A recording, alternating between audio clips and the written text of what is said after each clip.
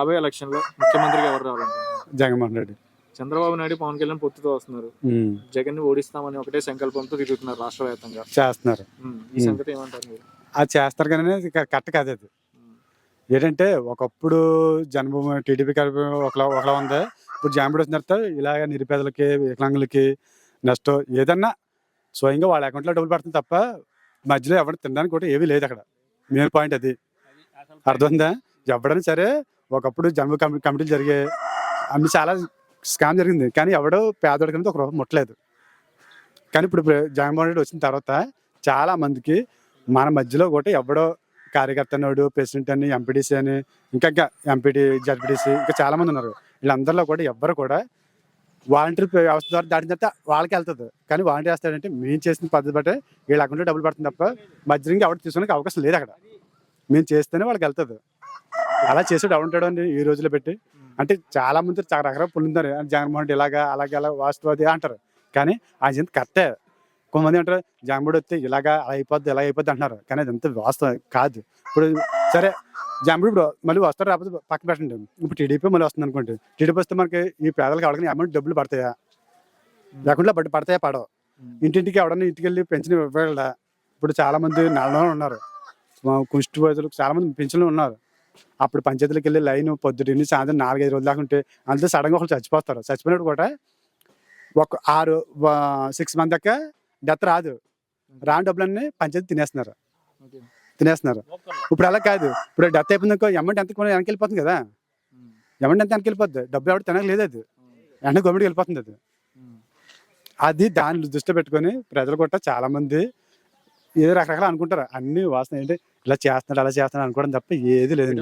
నియోజకవర్గానికి పవన్ కళ్యాణ్ పోటీ చేస్తున్నారని సమాచారం. పవన్ కళ్యాణ్ సంగతి ఏమంటారు? ఇప్పుడు వంగా గీత అన్నారు కదా, పవన్ కళ్యాణ్ ఈ మధ్యలో ఇప్పుడు వచ్చాడు తప్ప వంగ గీత మా ఊరేటు ఈ చుట్టుపక్కల నియోజకవర్గాలు అందరూ కూడా ఫస్ట్ నుంచి చాలా చేసింది. ఈ రోడ్లు కూడా వేసింది ఆవిడదే. ఇప్పుడు పవన్ కళ్యాణ్ వచ్చి ఏం చేస్తాడో నాకు అర్థం కాదు. ఏం చేయలేదు. ఫస్ట్ నుంచి చేసేది వంగ గీత అంటే అందరికి మా ఊళ్ళో ఎవరు ఒక టీడీపీ నాయకుడైనా ఒక జనసేన నాయకుడు ఎవరైనా సరే వంగ గీత పెట్టి మొత్తం అందరు తెలిసిందే. అది వాళ్ళు వర్మ అన్నాడు, వర్మ కూడా చేశారు కాదంటలేదు, కానీ వర్మ సీట్ లేదు ఇప్పుడు ఆల్రెడీ పిఠాపురానికి. వాళ్ళు పవన్ కళ్యాణ్ సీట్ ఇస్తే వంగ గీత కావాలని అక్కడ జగన్ నిలబెట్టాడు అక్కడ.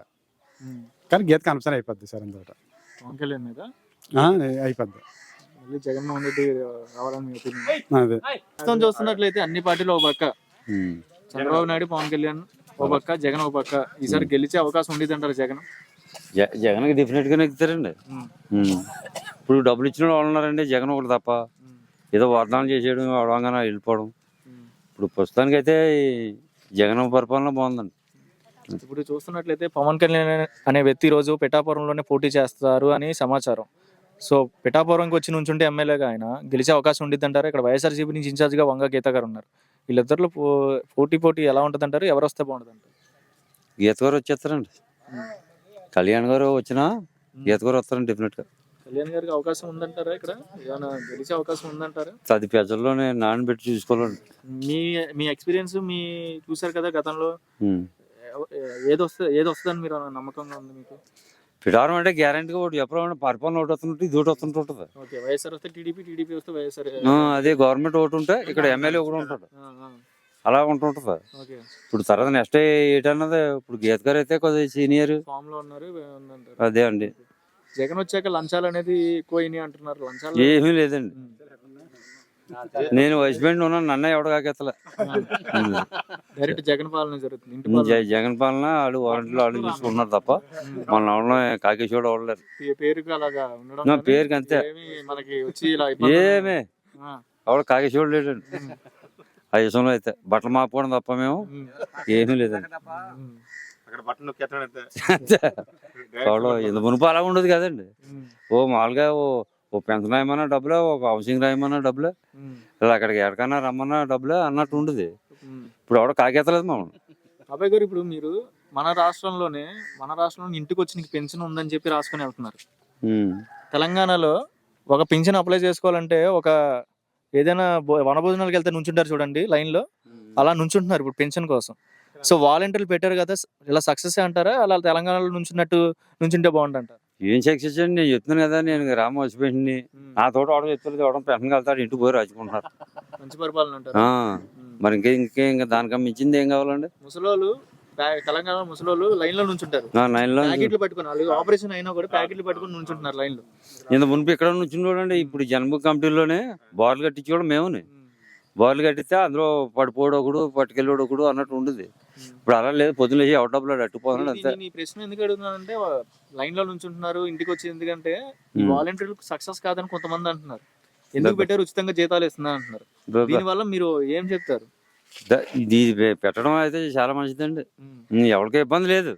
ఎవడ ఏం కావాల్సి వచ్చినా పోయి రాయించుకుంటున్నాడు, లేకపోతే వీళ్ళు అనుకుంటున్నాడు వారంటీ వెళ్ళి పని వాళ్ళు చూసుకుంటున్నారు. ఇప్పుడు పేషెంట్లు, ఎంపీటీసీలు వీళ్ళందరూ వేస్ట్. సపోర్ట్ కింద కార్యకర్తలు అంతే, ఇంకేం కాదు. కానీ నేను కాకినాడ వెళ్ళాం, బట్టలు మప్పను మళ్ళీ వచ్చేసాం. మళ్ళీ ఎలా రమ్మన్నారు, వెళ్ళడం మనిషిని ఎందుకు రోజుని ప్రయాణంలో. అది ఈసారి అయితే ఎగిరే జెండా మామూలుగా వైసీపీ అండి.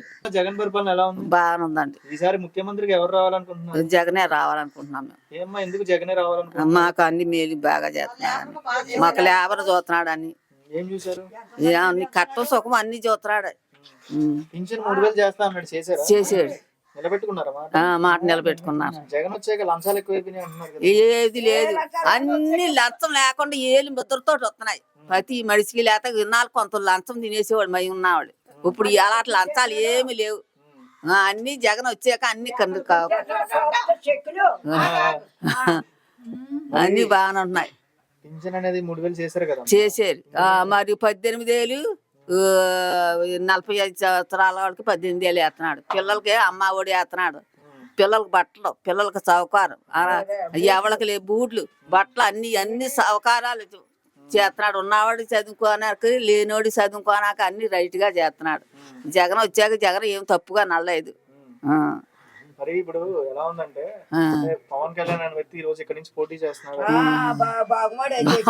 పాము కాణాలు బొమ్మలు ఆట ఆడించుకుంటే పాము కాణాలు చేసేస్తాడు పరిపాలన. అవకాశం ఇస్తే బాగుంటుంది.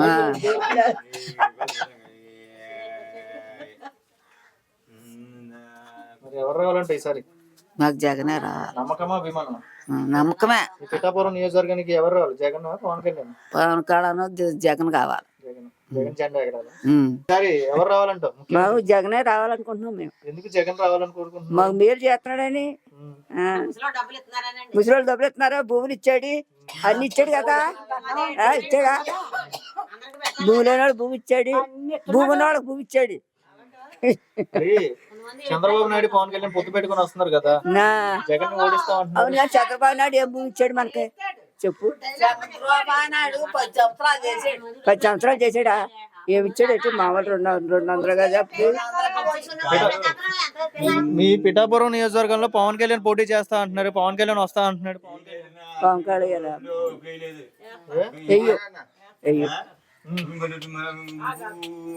వెయ్యి బాబు, వెయ్యి మా జగన్ అన్నకే వేస్తాం. జగన్ మీద నమ్మకం. మా అబ్బాయి లాటోడని. ఏం చేశాడు? ఇవన్నీ ఎలాగో చేస్తున్నాడు, డబ్బులని అవన్నీ ఇస్తున్నాడు కదా. అంటే 3000 చేశాడా? చేసాడు. పవన్ కళ్యాణ్ కూడా వస్తాను, ఇక్కడ పిఠాపురం నమ్మదే జెండా అంటున్నాడు. అంటాడు జెండా, అందరూ అంటారు జెండా వేద్దామని. జెండా అప్పుడు నేను ఉంటాను, జెండా అంటాను. నాకు నమ్మకం ఉండాలి కదా. ఏంటిది? నమ్మకం ఉండాలి కదా బాబు. పవన్ కళ్యాణ్ మీద పెదకి నమ్మకం ఉండాలి కదా. ఏమో ఉన్నదో లేదో, నీ కడుపులో ఏముందో నా కడుపులో ఏముందో ఎవరికి తెలుస్తుంది. నాకు జగన్ మీదే ఉంది. మాకు జగన్ వేస్తాం బాబు, ఎందుకు చెప్పుకుంటాం కా. జగన్ అన్నకే వేస్తాం. జగన్ అండి, జగన్ అండి, జగన్ వస్తుందండి. జగన్ అందరికి పెడుతుందండి పెట్టుబడి. ఏం బెమ్మని చూస్తుందండి. చంద్రబాబు అయితే ఏముంటుంది. చూసామండి, బాగుందండి, పర్లేదండి. జగన్ బాగా వస్తుంది, పరిపాలన బెమ్మని పెడుతున్నాడండి జనానికి. లేనివాడికి బాగా పెడుతున్నాడండి. పెన్షన్ బెమ్మని వస్తుందండి జనానికి. లంచాలు ఏమి లేదండి, అలా 1 రూపాయి లేదండి, 1 రూపాయి లేదన్న. జగన్ వచ్చిన తర్వాత 1 రూపాయి లేదండి. బాగుందండి. మాది ఎవరు కాదండి, అది ఇక్కడికి వచ్చిందండి మాత్రం. కానీ బాగా వస్తుంది. జగన్ 150 తక్కువ రాదండి, మరి వస్తుంది. బాగానే ఉంటుందండి. పవన్ కళ్యాణ్ పిఠాపురం నుంచి పోటీ చేసే అవకాశం ఉందంటున్నారు. ఏమో తెలదండి మనకి ఇది. పవన్ కళ్యాణ్ ఎలా ఉంటుందంటారు? గెలిచే అవకాశం పవన్ ఉందంటారా? ఏం చెప్పలేమండి, ఏం చెప్పలేమండి. తారం పెట్టిపోద్దని ఏం చెప్పలేమండి, తారం పెట్టిపోద్దని అన్న ఏం చెప్పలేమండి. మీకు ఎవరి మీద ఉంది నమ్మకం? పవన్ కళ్యాణ్ ఏంటి? మీద ఉందా, జగన్ మీద ఉందా? జగన్ మీద ఉందండి మన నమ్మకమా, అభిమానం? అభిమానం అండి. వాలంటీర్లు పెట్టారు కదా, వాలంటీర్లు సరిగ్గా చేయట్లేదు, ఉచితంగా జీతాలు ఇస్తున్నారు, వాలంటీర్లు తీసేయండి అని పవన్ కళ్యాణ్ అంటున్నారు. అంతే మావాలండి అలా అంటారండి. ఇప్పుడు జగన్ పెట్టినట్టు ఎలా పెట్టండి, బెమ్మని పెట్టినారు.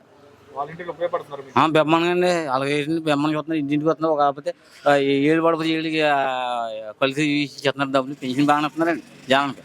అంతా బాగానే ఉంది. బాగానే పర్లేదండి. అది గెలిపించుకుంటారా? అవుతుందండి. ఎవరిని? జగన్ అండి.